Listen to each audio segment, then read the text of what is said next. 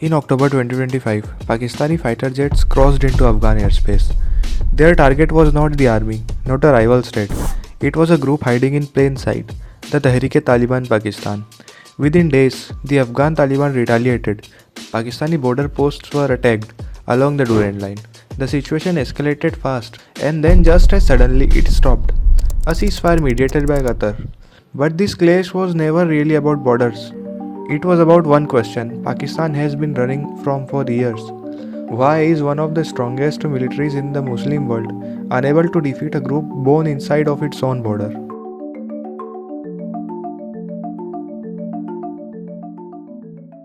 What is TTP?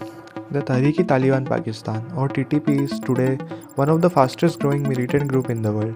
In 2025 alone, it carried out more than 600 attacks. But the TTP is not fighting to separate territory.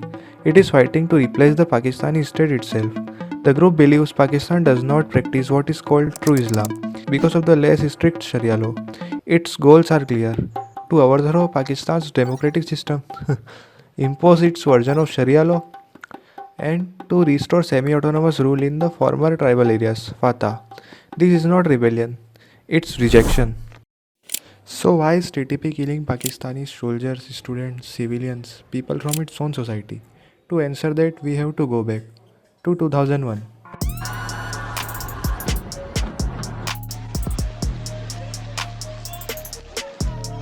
After the attack of 9/11, the United States invaded Afghanistan. The Taliban regime collapsed almost overnight, but thousands of fighters didn't disappear. They crossed the border into Pakistan. Arab militants, Central Asians, Afghan Taliban fighters. They settled in Pakistan's tribal belt, the federally administered tribal areas or Fatah. For decades, these regions were intentionally kept semi-autonomous, not fully governed, not fully integrated, but they were meant to be buffer. But now they have become safe havens. For the first time in its history, Pakistan sent its army deep into Fatah, tens of thousands of soldiers. And for local communities, this didn't look like counter-terrorism. It felt like an occupation. FATA was not lawless before 2001. It was governed by tribal leaders, Maliks, who mediated disputes and kept balance. When the army entered, that system collapsed. Elders were sidelined, some were assassinated. A power vacuum opened, and into that vacuum stepped local militant commanders.